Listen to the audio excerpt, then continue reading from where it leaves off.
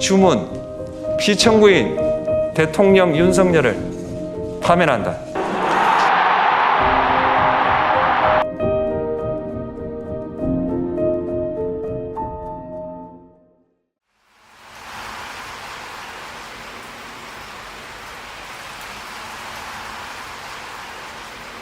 대한민국 민주주의의 위대함은 헌법이라고 하는 그 자체에 있는 게 아니라, 제도에 있는 게 아니라 그 제도를 가지고 사는 우리 국민 스스로의 위대함이죠.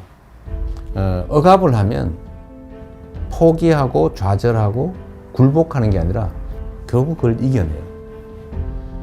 역사에서 그렇게 보여졌던 거죠. 정말 진정한 의미의 민주적 국가를 훼손하려는 그들의 시도에 대해서 끊임없이 저항해 왔어요. 이번에도 저항한 거죠. 강력한 무력을 동반한 현실적 권력을 끌어내렸지 않습니까? 저는 우리 국민들의 이 위대함이 대한민국의 위대함의 원천이라고 생각해요. 아마도 세계사에 남을 일이 될 겁니다. 그런데 겨울이 너무 길고 깊었어요. 근데 그 길고 깊은 겨울을 결국은 우리 국민들이 깨고 나오는 중이잖아요. 아마 겨울이 깊었던 것처럼 봄은 더 따뜻하겠지요. 따뜻한 봄날을 한번 꼭 만들었으면 좋겠습니다.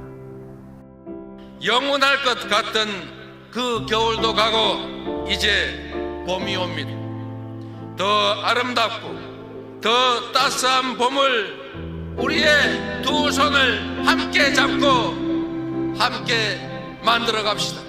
희망의 대한민국 바로 우리의 손으로 확실하게 만들어 갑시다. 여러분 고맙습니다.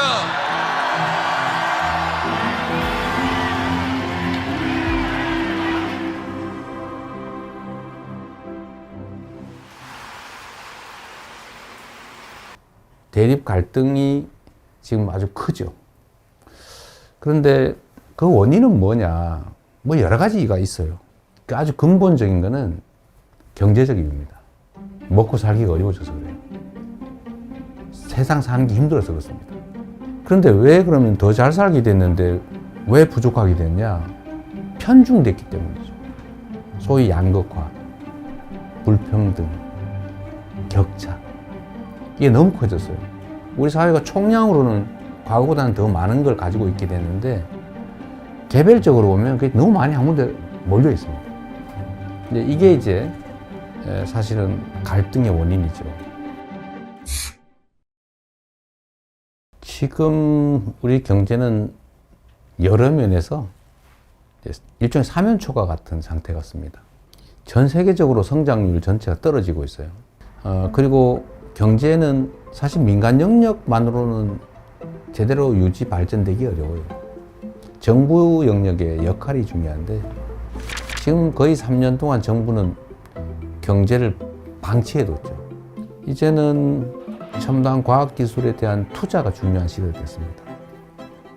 근데 문제는 과학기술의 수준이 너무 높아져가지고 개별 기업들이 감당할 수 없는 상황이 됐어요. 그래서 정부 단위의 인력 양성, 또 대대적인 기술 개발, 연구 개발 투자, 스타트업이나 벤처에 대한 대규모 투자. 또 그렇게 하면 다시 또 살아날 수 있습니다. 우리 너무 좌절할 필요 없는 거죠.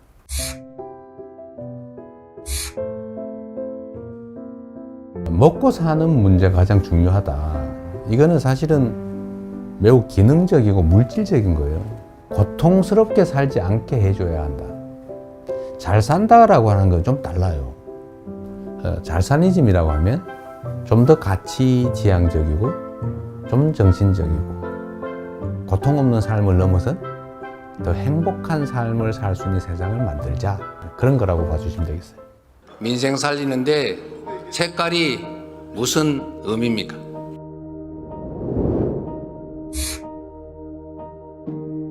정치라고 하는 것은 현장이죠. 현장에서 국민들의 삶을 놓고 실제로 그 삶을 결정하는 거예요. 그게 빨간색이냐 파란색이냐 아니면 어떤 방법이, 정책이 누구의 생각에서 시작된 것이냐.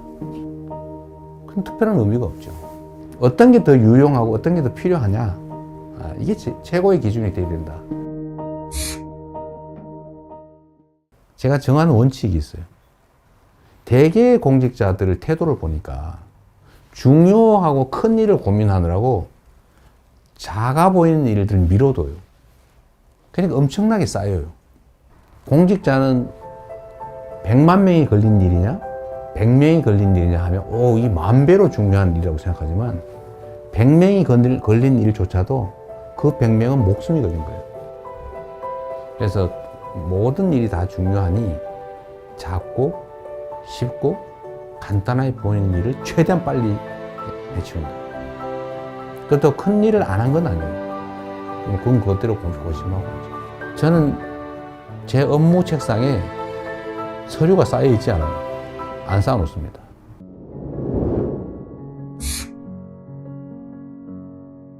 재난이나 아니면 사회적 위기 때 피해를 입는 것은 힘겹고 못 살고 어려운 사람 순이에요. 사실 그 사회의 문화의 수준이랄까, 그 사회에 대한 평가는 약자들에 대해서 얼마나 많이 관심 갖고 지원하느냐에 달려 있어요. 생명 안전을 유지해야 그 다음 단계, 더 나은 삶, 행복한 삶을 꿈꿀 수 있어요. 그래서 국민의 생명과 안전을 지키는 것은 정부가, 국가가 해야 될 가장 중요한 일입니다. 뭐든지 문제를 생각해 보면 우리가 조금 더 신경을 썼더라면 막을 수 있었던 사고로 보여져요. 누가 얼마나 체계적으로 신속하게 대응하느냐에 따라서 피해는 매우 적을 수도 있어요.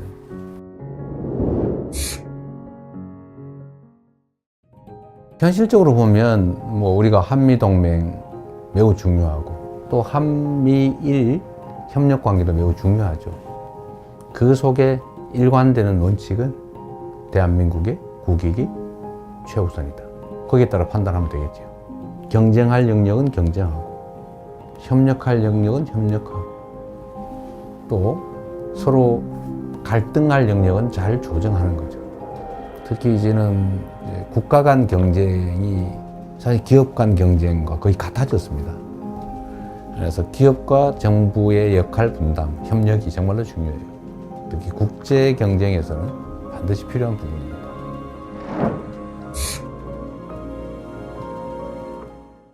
김구 선생이 정말 우리가 먹고 사는 것조차 해결하지 못하는 그 시대에 우리가 꿈꾸는 나라는 문화가 강한 나라다.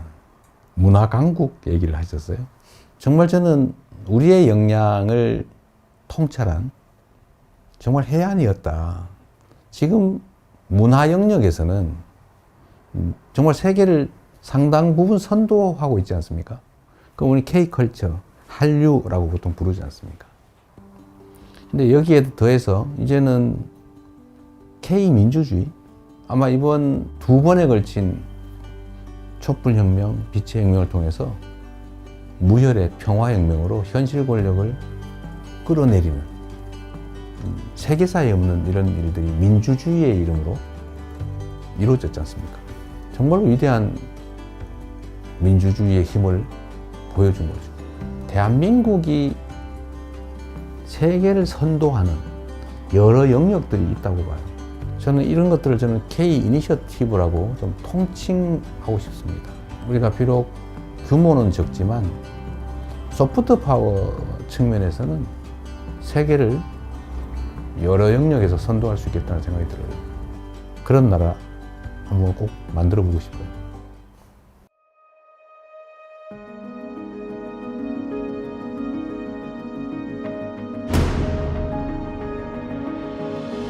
대한민국이라고 하는 이 국호, 국호에는 정말 큰 뜻이 담겨 있죠.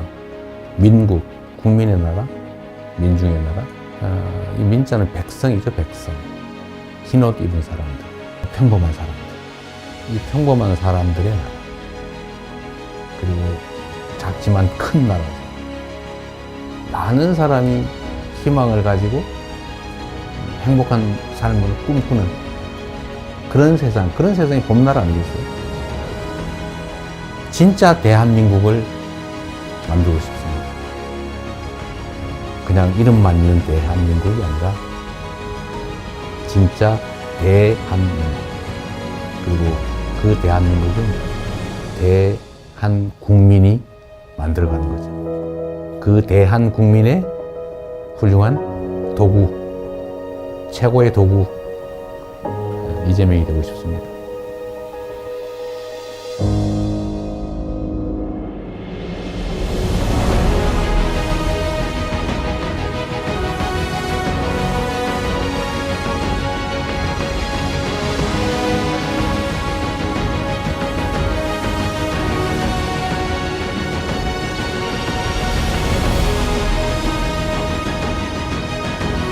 민주공화국 대한민국을 함께 만들어 갑시다. 여러분 고맙습니다.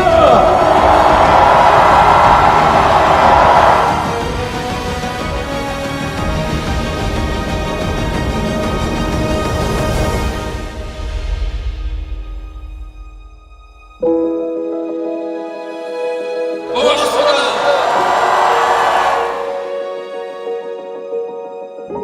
진짜 대한민국을 만들기 위해 대통령 선거에 출마합니다.